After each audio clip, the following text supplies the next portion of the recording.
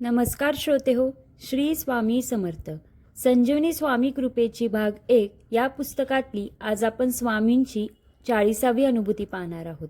तर चला सुरुवात करूयात स्वामींच्या अनुभूतीला. नका करू कसलीही चिंता. आमच्या घरात श्री स्वामींची उपासना माझ्या वडिलांकडून आली. ते रावसाहेब सहस्त्रबुद्धे महाराजांचे अनुग्रही साधक होते, जे रामानंद बिडकर महाराजांचे शिष्य होते. माझे वडील कॅन्सरसारख्या असाध्य रोगाने आजारी होते. त्यावेळची आठवण मला नमूद करावीशी वाटते.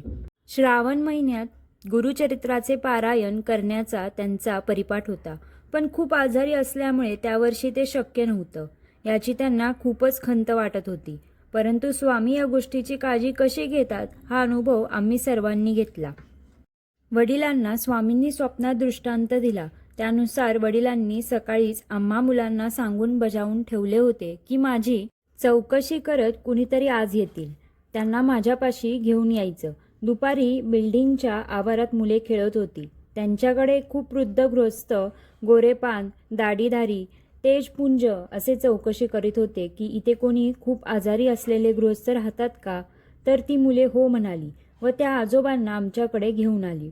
वडील झोपूनच असत. त्यांच्या शेजारी बसत. ते आजोबा म्हणाले की तुमच्या इथे बसून मी रोज गुरुचरित्र वाचीन. मला फक्त रोज 1 कप चहा द्यायचा. सांगितल्याप्रमाणे ते रोज येऊन वाचू लागले. श्रावण महिना संपला व वाचन पूर्ण झाले. त्यानंतर 2च दिवसांनी म्हणजे भाद्रपद शुक्ल द्वितीयेला माझ्या वडिलांची प्राणज्योत मावळली. त्यावेळी त्यांचं वय 50 पण नव्हतं. घरात कमवणारं कोणी नव्हतं. पण जो स्वामींच्या भक्तीत रममान झालेला असतो त्याच्या योगक्षेम स्वामीच चालवतात याची प्रचिती आली. मला माझ्या लहान भावाला स्वामींनी उत्तम नोकऱ्या सहज दिल्या. आम्हाला आर्थिकदृष्ट्या सशक्त केले. वडिलांच्या उपासनेमुळे माझं बालपण आमच्या घरी न जाता माळी महाराजांच्या सोमवार पेठेतील मठात गेलं. वडिलांच्या अकाली जाण्यामुळे स्वामींचा व माळी महाराजांचा गुरुशिष्याचा संबंध आहे हे मला ठाऊक नव्हतं. याचा उलगडा स्वामींनी श्री तपस्वी सरांच्या मुखाने 1997 साली करून दिला. त्याआधी माझी सरांची फार थोडी ओळख होती. आमच्या घरी ते परिवारासह आले असताना अचानक त्यांनी माळी महाराजांची गोष्ट सांगायला सुरुवात केली. त्यांची स्वामींची भेट कशी व कुठे झाली हे सगळं सांगितले व त्यांची समाधी सोमवार पेठेत आहे, तुम्हाला ठाऊक आहे का असं विचारलं. मी खूप आनंदात म्हणाले, मी लहानपणी तिथेच राहत होते. हे ऐकून सरांना पण खूप आनंद झाला. मला वाटतं स्वामी किती वेगवेगळ्या प्रकारे आपल्या भक्तांशी संवाद साधतात. आठवलं की गहिवर येतो. स्वामींच्या नामस्मरणाची आता इतकी सवय झालेली आहे की त्यांच्यासाठी मुद्दाम वेगळं काही करावं लागत नाही. ते आपोआप होतं. त्यामुळे एक संरक्षण कवच आपल्या भोवती निर्माण झालेलं आहे याची नित्य जाणीव होते. इतके असंख्य अनुभव येतात व डोळे पाणावतात. कुठलीही इच्छा मनातल्या मनात जरी व्यक्त केली तरी ती स्वामी तत्परतेने पूर्ण करतात. माझे पती एक हौशी चित्रकार आहेत.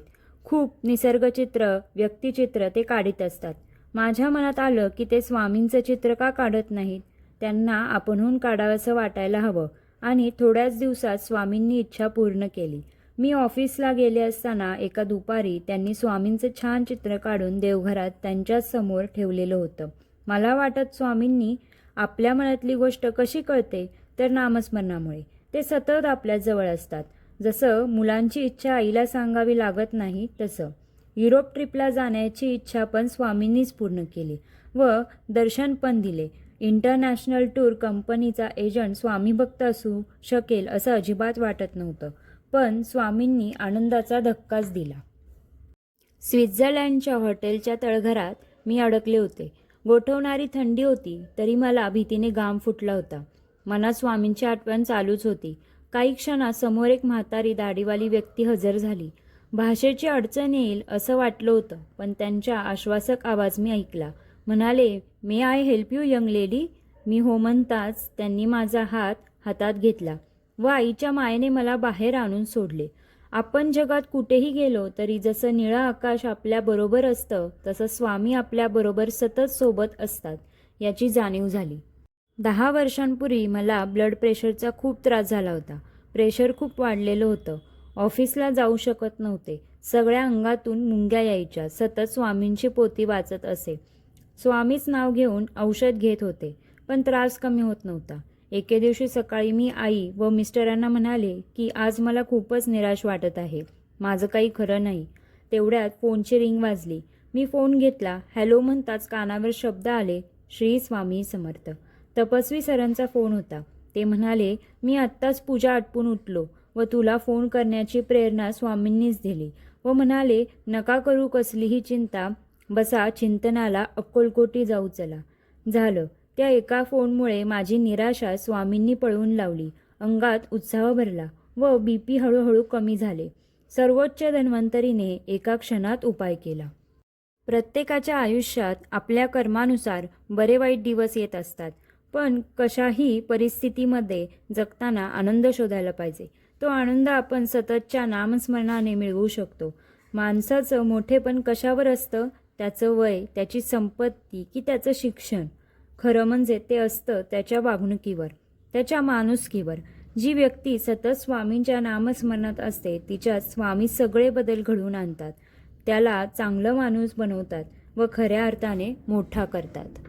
श्रोते हो, आजच्या अनुभूतीनुसार आजच्या धकाधकीच्या जीवनामध्ये आपण चिंतेला घालवू शकत नाही, पण त्यावर सोल्युशन नक्की शोधू शकतो.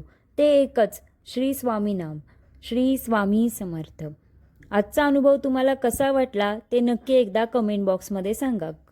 दिगंबरा दिगंबरा श्रीपाद वल्लभ दिगंबरा.